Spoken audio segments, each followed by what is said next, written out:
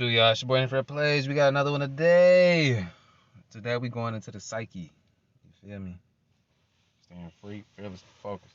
So today we going into the psyche, into the mind, into your mentalism, your clear cognizance and your clairvoyance or intuition. It's another one. It's four spiritual senses. I forgot. Intuition, clear cognizance, clear audience, and clairvoyance. That's what it is. But we gonna get into we'll go first. First, go ahead and like, subscribe, share they channel. You know what I'm saying? You know, we giving they flyers early. But this video talks about, you know, when you meditating and you seeing like beings that's made out of shapes, like kaleidoscopes, and visualizing. You know what I'm saying? A lot of people see these things when they on DMT and they on higher I don't want to say drugs, but hallucinogens. I ain't never tried no hallucinogens or no drugs, none of that. But when I meditate sometimes, I do see these like light beings that they change different like shapes and stuff. You will see them. You'll see what I'm talking about. But I just want to go into a little deep about, you know, when you see these beings, man, the whole thing is to get you to be fearless. Fearless, because them beings and the light sources and stuff are inside of you. You are projecting this stuff from your mind. You get what I'm saying? We are the all. We are made out of everything. We are included in everything. So our mind tries to decipher everything. You get like every single thing. So if you're having a hard time meditating or you see these beings, don't get scared. The whole purpose is to not fear anything, because fear is what drives away the essence. Hey there! In this video, I'm going to comprehensively document, describe, and demystify the specific hallucinatory effect known as autonomous entities. This will be in accordance with the pre-established documentation laid out within our comprehensive subjective effect index, and will be done without resorting to metaphors, analogies, or personal trip reports. To give you a better sense of the experience, I've also done my best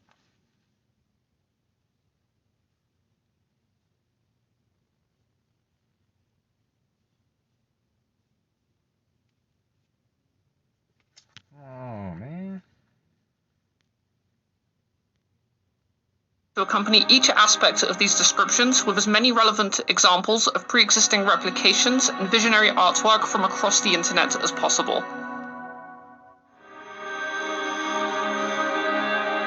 So as for the effect itself, an autonomous entity can be defined as the experience of perceived contact with a hallucinatory being that appears to be sentient and autonomous in its behavior. Autonomous means it's moving. Kind of like this. This is what autonomous means.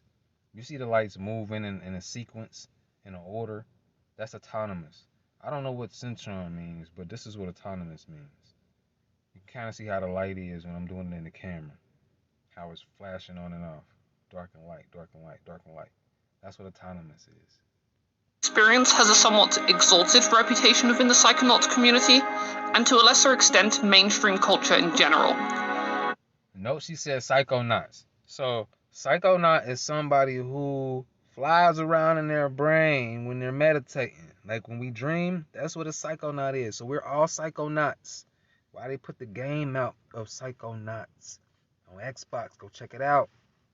It is often surrounded by notions of esoteric mysticism or anecdotal assertions which clearly fall outside of standard scientific materialism. And while most famously associated with dimethyltryptamine, it is a relatively common experience at heavy dosages of a wide variety of psychedelic compounds, particularly those which are more prone to inducing hallucinatory states, such as ayahuasca, psilocybin, and mescaline. Now, in terms of their appearance and general presentation, autonomous entities and internal hallucinations in general are usually comprised from condensed psychedelic geometry.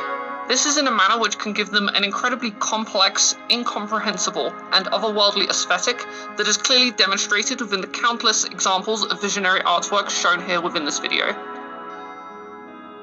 But as for the specific forms in which they present themselves, while they can include literally anything, certain archetypes are definitely present and commonly include humans, aliens, elves, animals, giant spheres, insectoids, beings of light, plants, cartoons, robotic machines, gods and demigods, biomechanical intelligences, anthropomorphic beings, jesters, demons, indescribable monstrosities, spirits, angels, shamans, fantastical or mythological beasts, abstract geometric forms, and many, many more.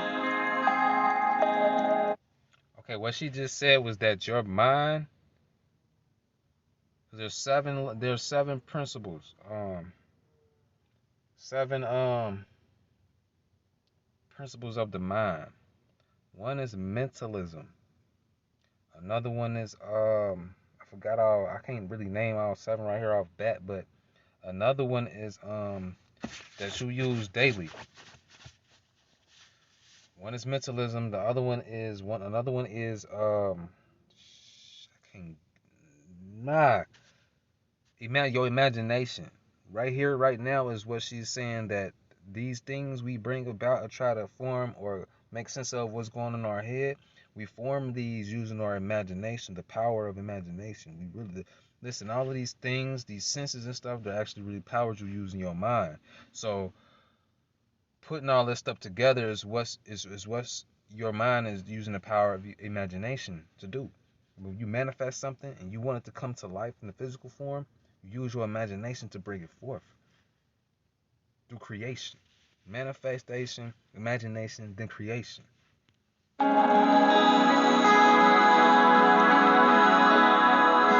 During their apparition, autonomous entities will frequently be presented as the inhabitants of a perceived independent reality, which is often subjectively interpreted as a different dimension or plane of existence. These inhabited hallucinatory realms can include anything, but common archetypes often include cities, temples, rooms, circuses, caverns, natural landscapes, and abstract geometric structures. And while they most commonly appear alone within these spaces, they can also often be within small or large groups alongside of other entities, which may take similar or completely different physical forms of their own. Now, as for their response to the tripper, some entities do not seem to be aware of a person's presence, but many others are often precognizant of a person's appearance into their supposed realm, and usually choose to interact with them in various ways. This was how Freddy Krueger was able to get his power. You feel me? Everybody kept fearing him, and that was building up his psyche so he can get inside your mind and play with you so you can give him more fear power, more of your adrenochrome. You feel me? That shit, that feeling you get when you get nervous and you sweating and stuff, that's adrenochrome. That is fear coming off of you. For example, they will often display behaviors such as showing a person around the realm that they inhabit, presenting them with objects, holding spontaneous celebrations of their arrival, merging into and out of the person's body or consciousness, engaging them in conversation, and attempting to impart knowledge of various kinds. Overall, the general appearance, personality, and behavior of an autonomous entity often correlates with the psychological state of the person experiencing it. For example, a person with a positive mindset will more commonly experience loving, kind, and healing entities, but in contrast, a person with a negative mindset may be more likely to experience hateful, sinister, and mocking entities.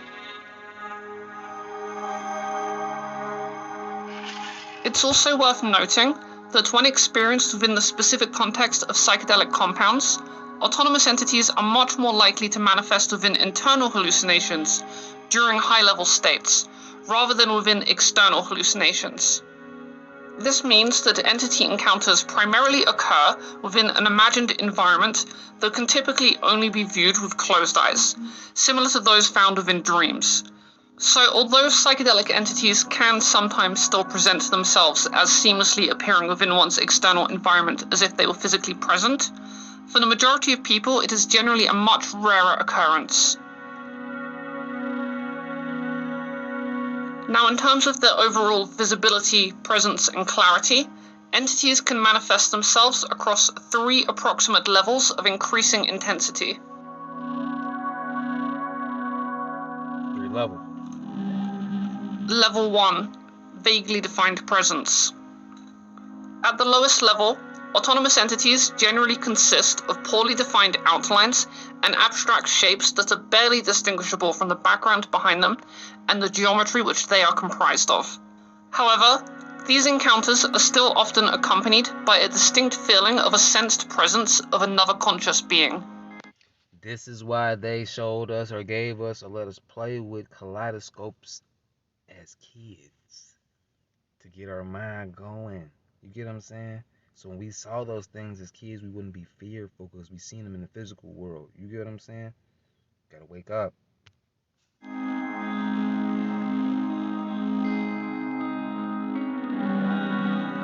Level 2, partially defined presence. At this level, autonomous entities become distinctly visible within one's visual field, but are not fully defined in their appearance or entirely separated from their background. At this point, it also becomes more common to feel a sense of general intent and personality attributed to the entity.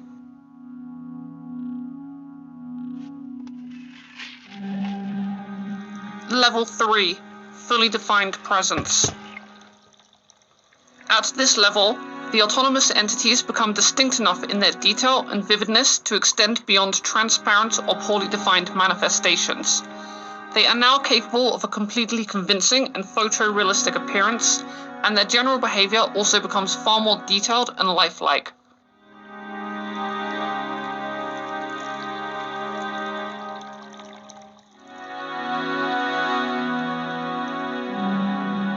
Communication styles. Autonomous entities can communicate with a person through a wide range of different methods and styles. These styles can include any combination of standard spoken word, telepathy, conceptual thoughts, choreographed movements, mathematics, and even geometry-based visual linguistics that generally consist of complex morphing structures that are immediately interpreted as innately understandable representations of specific concepts. She said mathematics, we can get into angel numbers, 555, 444, 222, 111, 1111, 1010. You know. As for the content of their messages, entities will commonly provide insights regarding overcoming personal issues within a person's life and will occasionally help clarify philosophical or spiritual ideas. See, these beings are here to help you spiritually overcome yourself. You feel me? So, when they tell you it's a war, a battle going on within you, yeah, you got entities trying to get your attention. To get you to really see who you are. See what you can really do out here. So what you can really do for yourself. You know what I'm saying? You can heal yourself without no medicine. All that. You feel me? You gotta tap in. Why you think they tap in? You gotta tap in with yourself. With yourself. Stop worrying about everybody else. Tap in with yourself. In contrast, however, they are equally likely to speak in a cryptic or nonsensical manner that seems to have no clear meaning behind it. It's also important to note that autonomous entities can seemingly never convey truly novel information to the person experiencing them. For example, they cannot provide insights about the external world that a person did not already know on some level. Instead, they can only provide alternative perspectives and help build upon pre-existing ideas. This is presumably because autonomous... See, they can't help you be a new person. They can only help you be a better person. They can already help you with what you already got. They can't help you obtain something new to help yourself. No, they're trying to get you to see and love yourself in order to move yourself by yourself. Entities do not have access to any knowledge not already contained within the tripper's conscious or subconscious memories. Level 4 is the 4th dimension. Communication. Personality types. As far as I can tell at least, Autonomous entities will often embody at least one of a few approximate personality types that I have done my best at attempting to categorize. Although there is admittedly considerable overlap between them, these personality types can sometimes be identified primarily through a combination of their behavior, their appearance, and an innate sense of their character that is often felt during the interaction. These individual types are broken down and described within the following 4 approximate categories. Representations of characters. This personality type can be described as a seemingly sentient representation of any hallucinatory character that the brain has either spontaneously generated during the trip or was already aware of at a prior time.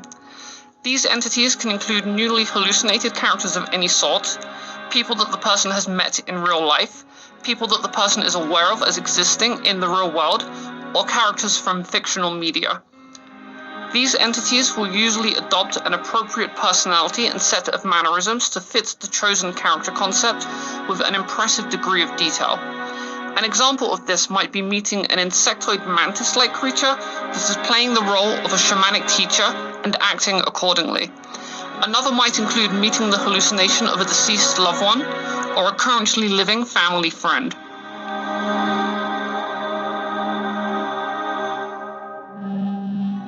Representations of ideas and concepts. This personality type can be described as a seemingly sentient representation of any known concept or idea. These specific concepts could include personified representations of abstract ideas, events, and emotions. An example of this might be meeting a mocking jester that feels and acts as if it represents one's own insecurities. I met my mom in a dream. And what was crazy? It was because, all right, this is how it happened. I went to sleep and I thought I woke up. I thought I woke up, and when I opened my eyes, it was dark. It was dark everywhere. But as I was walking, a little light, every time I walked, there was a little light, like light in the way. You get what I'm saying? So I get to this door, open the door. I don't know if it was a door or a house, but it was like I opened the door, went through the door. I saw my baby mama.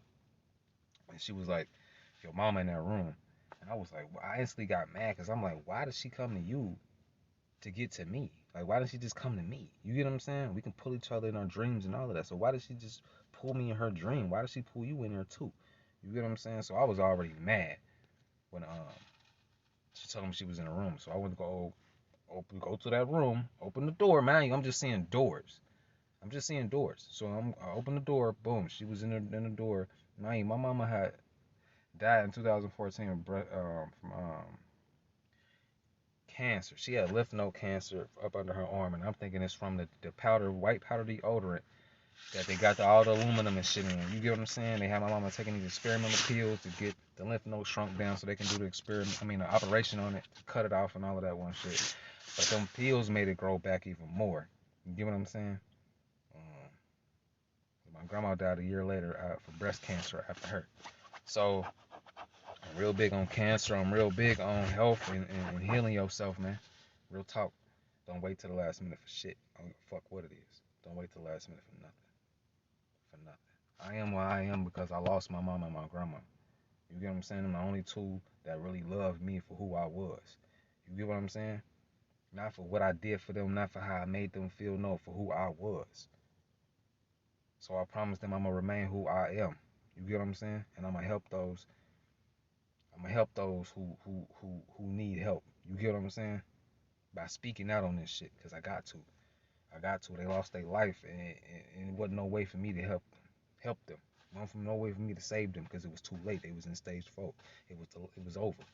You get what I'm saying? I had to cut both of their hair. Y'all gotta imagine how that shit feel.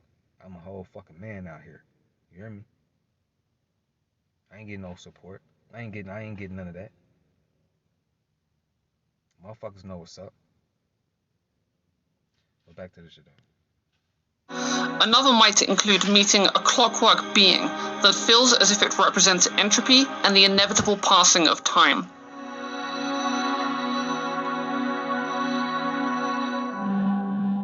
Representations of the subconscious. This personality type can take any visible form, but is subjectively interpreted as the autonomous controller behind the continuous generation of the details of the person's current experience.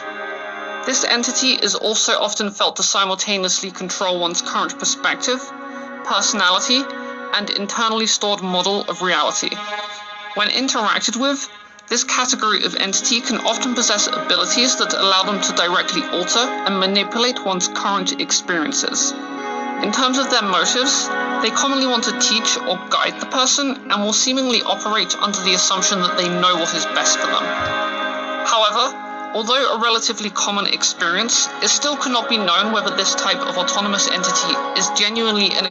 Oh, and it finished when I see my mama in a dream, when she put me in her dream, or if she put me wherever she was at, after I seen her in that room, you know, she was wrapped up in this blanket and had this little white cloth thing on that she would put on her head after she cut her hair, after I cut her hair, because her hair would be cold.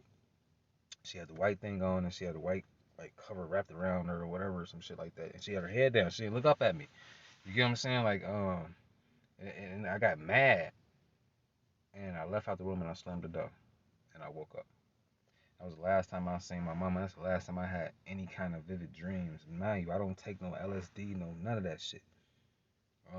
That was something real personal. You get what I'm saying? I ain't seen my grandma, or my aunt, or my cousin. But I seen my mama though, and I'm still trying to find out what that means. So I'm on this quest with y'all. I ain't gonna stop with y'all. I ain't giving up. Experience of directly communicating with the so-called subconscious mind, and what that would even mean if it were the case, or if it is perhaps merely a hallucinatory approximation that simply behaves in a convincing manner.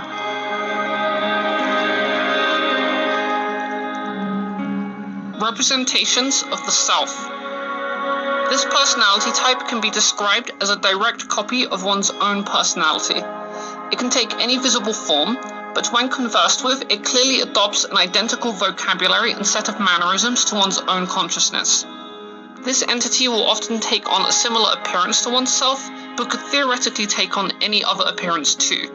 During this experience, there is also a distinct feeling that one's own consciousness is somehow being mirrored and duplicated into the hallucinated autonomous entity that is being interacted with.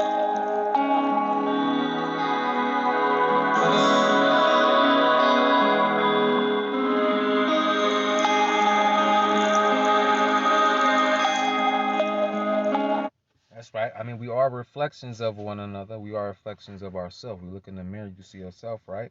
You close your eyes, you're going to see yourself too. Okay, so to wrap this video up, and at risk of alienating a certain subsection of my audience, I would just like to make a few points regarding the beliefs which commonly surround psychedelic entities, and my personal opinion on those viewpoints. So within the psychonaut community, and DMT users in particular, autonomous entities are commonly viewed as one of the most captivating aspects of the psychedelic experience. They are often shrouded in esoteric mystery, to the point that a significant portion of the people who encounter them will go as far as asserting that these experiences are not simply fabrications of the mind, but rather beings from another world that exists independently of the human brain. Meaning this is not fiction, this is real. We are connected, collective consciousness. We are the all, we are Elohim, we are God. You hear me? All of us together make God. Don't ever forget that. This is a viewpoint that was originally popularized in mainstream culture by the likes of Terence McKenna, who famously theorized that the machine elves he encountered under the influence of DMT were either extraterrestrial in nature, interdimensional beings from a higher plane of existence, time-traveling humans from the future, or an arcology of souls that apparently includes both our ancestors and those who have yet to be born. As far as I can tell, the most common reasonings behind this viewpoint are that the experience of encountering these entities is often interpreted as feeling more realistic and well-defined than that of any sober experience the person has ever had. Alongside this, there is often a sense that the encounter itself is so incomprehensibly complex and otherworldly that there is simply no possible way that the human brain could generate such an experience on its own. In regards to this particular notion, it is then sometimes asserted that consciousness must be an antenna of sorts that receives either all or some of its subjective experiences from that of an unknown interdimensional source. Furthermore, the source of this received input is sometimes said to be adjustable depending on the person's brain state, with substances such as psychedelics simply tuning our consciousness into the analogous equivalent of a different radio station or TV channel. This is an idea that was once again further popularized by Terence McKenna, who was famously quoted as saying, "I don't believe consciousness is generated in the brain any more than television programs are made inside my TV. The box is too small." Now, while I can personally empathize with the reasons that some people may be drawn into these... The box is too small. You feel me? Our brain too small to hold all that information just in one place. We gotta be receiving it from the source, which is what? The universe. Come on, man. It never sleeps. You don't ever sleep either. It's your boy Infinite Plays. You know, you stay free, fearless, and focused. That information, I want y'all to really be a better you, man. Remember, we don't pray like this no more. We pray like this. Eyes open. Centering your palms is eyes. That's another lesson, though. Love y'all, man. Be safe. Stay free. Stay fearless. Stay focused. Nah.